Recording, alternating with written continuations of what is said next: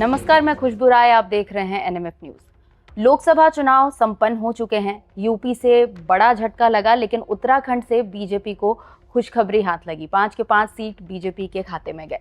लेकिन जब बात वापस से 13 सीटों पर उपचुनाव की आई और उत्तराखंड की बात करें, देवभूमि की बात करें, तो 2 सीटों पर उपचुनाव हुए और दोनों ही सीट यानी कि बद्रीनाथ और मंगलौर दोनों सीट कांग्रेस के खाते में गई। इस तरीके से देवभूमि में अब जो परिस्थितियां हैं वो बदलती हुई नजर आ रही है। पिछले चुनाव की बात करें, विधानसभा चुनाव की, तो 47 सीटों के साथ बीजेपी यहां पर विजयी रही थी। 2027 में क्या होने वाला है यहां पर, और जो सीएम है पुष्कर सिंह धामी, उनकी भविष्यवाणी क्या कहती है, आज इस पर खास बातचीत करेंगे। एक बार फिर से हमारे साथ मौजूद है आचार्य जी, राकेश चतुर्वेदी जी। बहुत बहुत स्वागत है सर आपका। नमस्कार खुशबू जी, नमस्कार दर्शकों, हर हर महादेव शिव शंभो। सर, बात कर रहे थे हम विधानसभा को लेकर, काफ़ी ज़्यादा इम्पोर्टेंट हो जाता है बीजेपी के लिए कि जहां पर वो पहले से है वापस से वहां पर आना। 47 सीटों के साथ देवभूमि में बीजेपी ने अपनी सरकार बनाई है। 2027 में वापस से ये चुनाव होने वाले हैं। कैसा भविष्यवाणी है, कैसा दिखता है यहाँ का भविष्य? देखिए, अगर उत्तराखंड की बात होगी तो पुष्कर सिंह धामी के चेहरे को भूलकर अगर चर्चा किया जाए तो वह शायद उचित नहीं होगा जी। उसका एक मुख्य कारण है खुशबू जी, उत्तराखंड की राजनीति का दुर्भाग्य रहा है, यहाँ पर कोई स्थिर चेहरा राज्य का बनकर नहीं रह पाया है जी। तमाम विपरीत परिस्थितियों के बाद, चाहे वह चुनाव के व्यक्तिगत रिजल्ट को धामी जी के लिए हो या फिर उसके बाद आंतरिक विरोध को लेकर के हो, फिर भी अभी तक जो सबसे स्थिर सरकार या स्थिर चेहरा बनकर आए हैं वह पुष्कर सिंह धामी आए हैं उत्तराखंड के राजनीतिक इतिहास में। तो अगर पुष्कर सिंह धामी और उत्तराखंड राज्य के गठन का, यानी उत्तरांचल जब बना था, उस समय के कुंडली का प्रभाव का और जितना मैंने भावभंगिमा, मस्तक रेखा पुष्कर सिंह धामी जी का अध्ययन किया है, और इस मंच पर, एनएमएफ के मंच पर मैं पहले भी बोल चुका हूं कि गुरु मंगल और सूर्य प्रधान उनका मस्तक है, यानी कि उनके जीवन में अभी बहुत कुछ राज सत्ता सुख बाकी है, यानी कि अभी दिन प्रतिदिन उनके प्रभाव में, उनके पद में, उनके कद में वृद्धि होती हुई रहेगी। तो उत्तराखंड में जो आपने पूछा प्रश्न, अब मैं उसका जवाब देता हूं कि 2027 में जो चुनाव होने वाले हैं, निसंदेह लड़ाई कठिन रहेगी, क्योंकि अब जो गोचर है, क्योंकि अगर देखा जाएगा तो गोचर के हिसाब से 2027 तक जो है शनि का 2 बार परिवर्तन हो जाएगा, यानी कि 2025 में मार्च में 1 बार परिवर्तन होगा और 2027 में परिवर्तन होगा।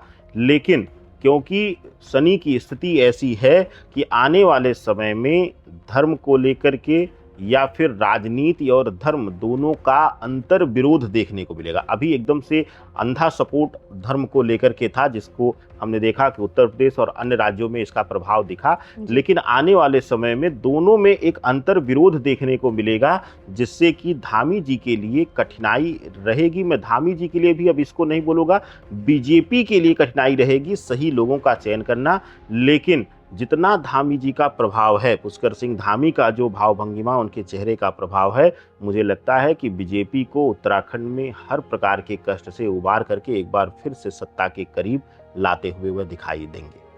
मतलब एक तरह से देखा जाए तो 2027 जो है देवभूमि एक बार फिर बीजेपी के खाते में जाती हुई नजर आ रही है। चेहरा पुष्कर सिंह धामी ही होंगे। देखिए, जो 2027 का जो चुनाव होगा वह निसंदेह चेहरा जो रहेंगे वो पुष्कर सिंह धामी रहेंगे। और पुष्कर सिंह धामी जी की जो कुंडली है, अभी एक बार पुनः राज्य की गद्दी पर बैठने का है, लेकिन राज्य की गद्दी के साथ साथ जैसे जैसे अब वह सत्ता में समय बिताएंगे, वैसे वैसे वह राज्य से हट करके भारतवर्ष के गद्दी की तरफ अग्रसर होंगे, यानी कि केंद्र की सत्ता की तरफ उनका जो प्लैनेटरी कंडीशन है, ग्रहीय है स्थितियां, वह उनको खींच करके एक चुंबकीय तरीके से वह ले जाएंगी। और यह जो चेहरा है पुष्कर सिंह धामी का, जो चेहरा है, यह सनातन के लिए या फिर कह लीजिए कि राष्ट्र निर्माण के लिए, आप देखिएगा खुशबू जी कि भविष्य में एक बहुत बड़ा चेहरा बन करके यह उभरेंगे। सनातन की बात की आपने, और अभी फिलहाल सीएम पुष्कर सिंह धामी की बात करें तो सनातन के लिए एक बहुत बड़ा चेहरा है। जैसे योगी आदित्यनाथ है, उसी तरीके से हम पुष्कर सिंह धामी को भी देखते हैं।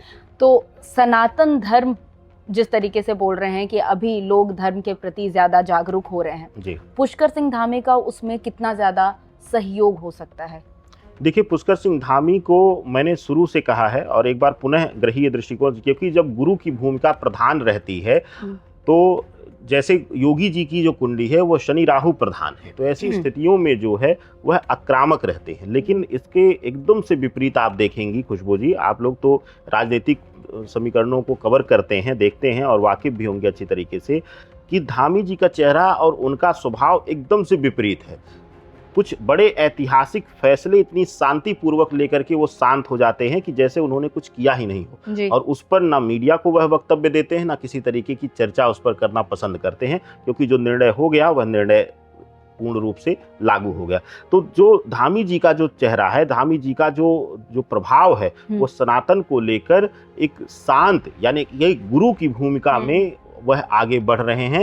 राज सत्ता पर बैठ करके भी एक मार्गदर्शक के रूप में वह आगे बढ़ रहे हैं, और आने वाले समय में बहुत बड़े ऐतिहासिक फैसले उनके द्वारा सनातन को लेकर के, हमारे धर्म को लेकर के, हमारी धर्म रक्षा को लेकर के, हमारे धार्मिक स्थानों की रक्षा को लेकर के जरूर देखने को मिलेगा। बिल्कुल। और आप यहाँ पर बात कर रहे थे कि बहुत ही आसानी से, आक्रामकता के साथ नहीं, बहुत ही आसानी से वो कुछ चीज़ों को पास कर देते हैं, कुछ चीज़ों को, एक बहुत बड़ा डिसीजन बहुत ही शांतिपूर्वक तरीके से ले लेते हैं। और उसी में से एक है यूनिफॉर्म सिविल कोड। 7 फरवरी को यह लागू हो चुका है देवभूमि में।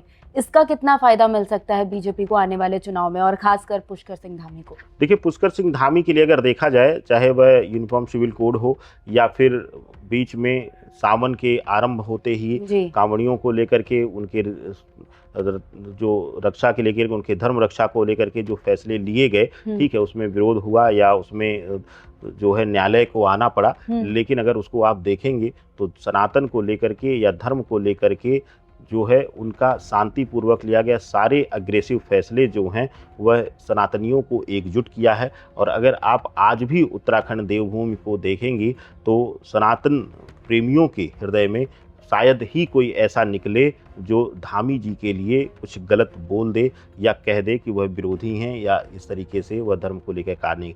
सनातन धर्म को लेकर के जो सबसे शांतिपूर्वक और सबसे कठोर निर्णय लेने का काम किया है भारत सरकार के राज्य सरकारों में, वह सबसे बड़ी सरकार उभर करके आई है धामी पुष्कर सिंह धामी जी की सरकार। तो कह लीजिए कि यह चेहरा सनातन को लेकर बहुत आक्रामक है, शांतिपूर्वक बढ़ रहा है, लेकिन आक्रामकता में कमी नहीं है। बस वह जो निर्णय है उसमें आक्रामकता दिखती है, उनकी वाणी, उनके चेहरे पर कभी भी वह तेज या वह आक्रामकता नहीं दिखती।